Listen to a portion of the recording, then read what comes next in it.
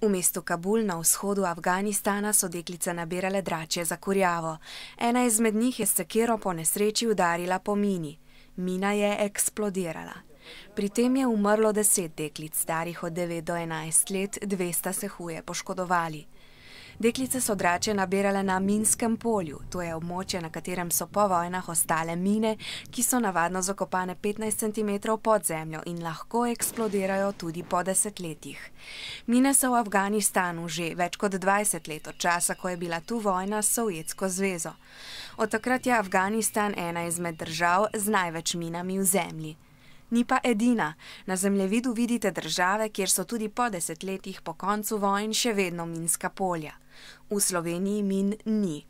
Ocenjujejo pa, da je po celem svetu še 110 milijonov še neeksplodiranih min, zaradi eksplozij pa vsak dan na svetu umre 70 ljudi.